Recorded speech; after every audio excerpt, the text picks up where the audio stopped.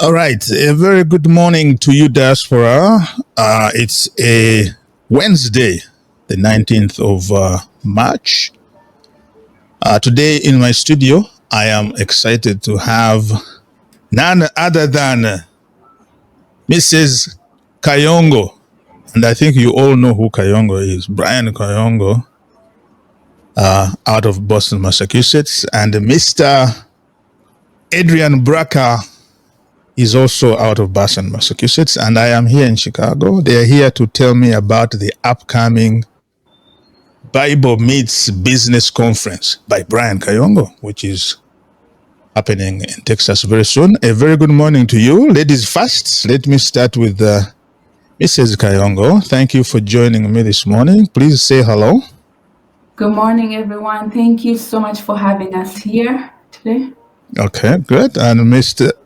Braca, Adrian, am I pronouncing your name correctly? Yes, sir. Yes, sir. You are doing perfectly.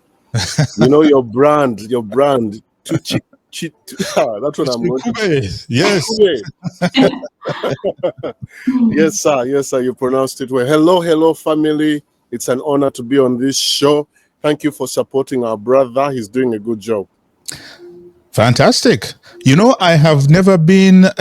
I've been living in Chicago here for 20 plus years. I had never been to Chicago. Sorry, to Massachusetts, Boston.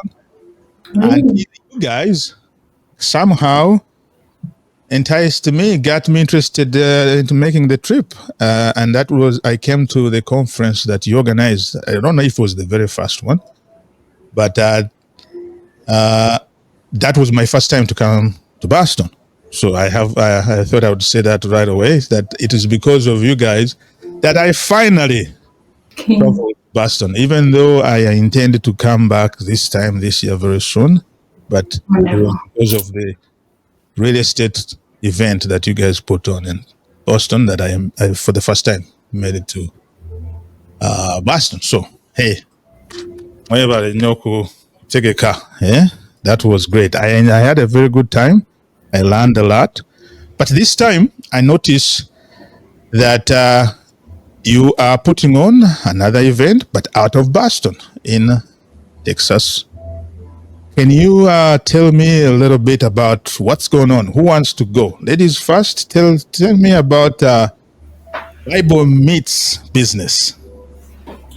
Thank you very much. So Bible Meets Business is an initiative that was started by Mr. Kayongo and I, and it was launched last year, where we invited Apostle Grace Lubega to help us launch it and guide us on how we would run it. But Bible Meets Business is an initiative that helps entrepreneurs and business owners learn principles and patterns from people who have done it, but mostly from the Bible, using those biblical principles to run their businesses. Because we realized that when we started Concept Kickstarter, we wanted to change people's lives, buy properties, teaching them how to do it, start a business. But we realized that the one thing that was generational, most of it was business. And business gave people more freedom, more opportunities, because everybody has a gift that God has given each one of us. And we believe that if we learn and use these biblical principles, we can be able to build a successful business. So we started this conference, or we changed it to Bible Meets Business Conference, to help more people, to reach more people, because we realized that businesses have more impact. Now think about our community or all the business people that we have out there. They're not just helping their families only. They're helping the employees that are working for them.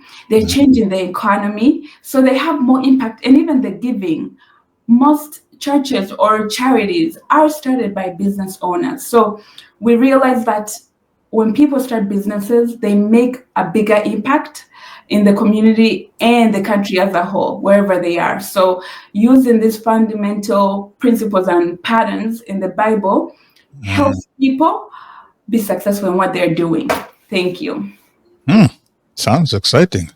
Bible meets business. The patterns in the Bible applied to business. Mr. Braka, please introduce yourself to my viewers. They're seeing you for the first time. Mrs. Kayongo, they know I showed her when I came to attend the concept real estate event, but you avoided my camera. Today I get to have you. Please introduce yourself to my viewers and tell us about your role and your understanding of what she just described. Business meets Bible meets business. Okay. Thank you, Sebo. Again, on behalf of the viewers, you bring a lot of content that helps the community get better. So our visions are aligned. So Bible meets business was like you've heard, Mrs. Kayongo and Mr. Kayongo were sitting and reflecting on how can we add more value to the community? How can we create businesses that last for generations? They are very good readers. They say successful people read, and when you hang around people who always want to grow, it's not like they've arrived. They always want to grow. They realize that there are many books, and I'm answering your question. There are many books that talk about business, but if you are a person who contemplates and thinks, if you've read the Bible, you realize that many of those patterns and principles are got from the Bible. I'll give you an example of the book. I was getting very curious. Yes. That example. There's a book called Think and Grow Rich by Napoleon Hill. I would encourage your viewers to read that book after the Bible. Okay. That book has sold over 100 million copies. I mean, think about Uganda and Kenya total together, close to 100 million plus. Imagine each has read. Americans' population is about 340 million. So you'd say about a third of Americans have read that book. That shows you how magnificent that book is. In brief, that book was commissioned to help anyone who wants to start a business. The author was tasked by one of the richest men at that time, Carnegie, to interview 500 of the wealthiest men at that time. It took over 20 years for this man to write that book. In that book, he interviewed people like Henry Ford. Many of you know the Ford Motor Company. The guy who started it. He interviewed President Theodore Roosevelt. Now, in Theodore Roosevelt, many people do not know that Uganda contributed to America's politics because of Theodore Roosevelt. Theodore Roosevelt visited Kenya and Uganda, the Buganda Kingdom, and his interpretation of how organized societies, culture, and business plus coffee changed his narrative. When he came to America, he changed his campaign and applied for the third term. He lost his election because he was trying to end slavery based on what he saw in Africa. But then also it changed. That's when they decided to change the third term, fourth term presidential terms. That election. But it was all impacted. Anyhow, coming back, that's another story. That's another story. And a very good story. You mentioned Uganda in there, and you got me a little... Yes. My blood boils a little bit when you mention. Yes, sir. So Buganda has contributed. Buganda, Toro, Bunyoro, they've contributed to the politics. But coming to us back to the vision. When he wrote this book, there are chapters such as The Power of the Mastermind. It's a chapter in that book where he talks about the importance of what Mr. Brian Kayongo and Lois Kayongo are doing, meeting together with like-minded people, having people who have gone ahead of you, and trying to see how you can add value to them so that they can add value to you and lift your status higher, either your business or as a husband, as a wife, as a child. So the power of the mastermind. What does the Bible say? The Bible says in Proverbs 11:4, a lack of guidance of a nation falls, but victory is won through many advisors. Proverbs 11:4. Victory is won through many advisors. So the Bible already talks about the importance of a mastermind. So that's what Mr. and Mrs. Kayongo are trying to bring. I'll give you another chapter in the book. Please, and then we'll go to the event highlights. Yes, auto-suggestion. It's a chapter in that book that many of the wealthiest people have used to grow companies that hire millions, to grow companies that contribute to their communities. Auto-suggestion, which is part of mindset. What does the Bible say? The Bible says in Proverbs 23:7, as a man thinketh in his heart, so is he. So there are many principles that are in the Bible that can be applied in business. The business uses other terms, but if you go to the root of the principle, the pattern, and then from the root you apply to your business, then like Kayongo says, Mr. Brian says, you'll have better families, you'll have communities that help, that thrive, because you have families that are thriving within the community. You're able to give more, you're able to spend quality time with your family. Thank you, sir. You see, I like how you roll. You hit everything that I was looking for in terms of topics to expect at this event. But let me also, while you add it, before I go back to Lois, tell me about who is speaking. I know you said, I know Mr. Kayongo, I guess, is going to speak, and maybe Lois is going to be speaking as well. Who are the speakers to be looking forward to? Thank you, sir. I will say a few, and Mrs. Kayongo, feel free to jump in. The ones that we've confirmed, we have a few that are yet to. You have the Apostle Grace Luwega. Now, many people know him as leading a church movement that is the fastest growing in East Africa. Some people will argue in the world. Very, very fast. Many people know him from that side, but he has a business side, and the same principles, patterns that he has applied in the church system is also doing his businesses. So we know in our communities, it's so important to have time to be with the family. People work hours after hours, shift after shift. Then you hear sad stories of people dying without even enjoying what they have worked hard for. Imagine a situation where you're able to develop a business and it runs for itself. It runs by itself. Those are patterns, principles, strategies. And so some of the people that are going to speak, like Dr. David Malopo, are going to talk about some of those principles and patterns, so that you're able to do the things that if you love to travel, you can travel and still have a business. If you like to contribute to your community, volunteer your time, but you're saying, but I'm always working, I don't have time. These men and women will share what they've been able to do, work from wherever they want to, work when they want to, again, following biblical patterns, which are there, they are hidden in plain sight. I don't know if Mrs. Kayongo wants to add to that. Yes, I think she should, because I see her on the flyer herself. So please tell us you and who else is going to be speaking.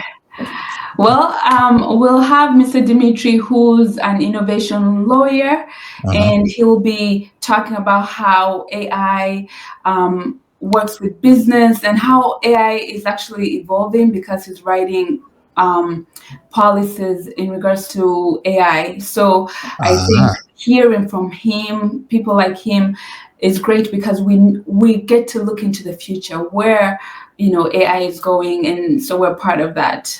Artificial intelligence. Now that you mentioned artificial intelligence, I wonder, we humans and our faith and the Bible, and then we're trying to create artificial intelligence. The world is a little bit scared about how this is going to impact business and employment.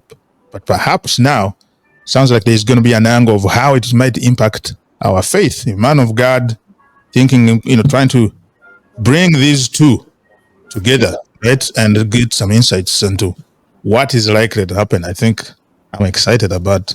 Yes, we are too. Okay, please go ahead. Who else? I see. I think we've mentioned. You mentioned all. Mr. Kayongo. Mr. Kayongo, as always, I think you can tell us about Mr. Kayongo. What to expect from him. So Mr. Kayongo is going to talk about business, how to do business. I mean, advising, teaching, guiding on how people, how he's run businesses. We have businesses that have been around for 10 years, 8 years. So how has he managed it? How has he directed it?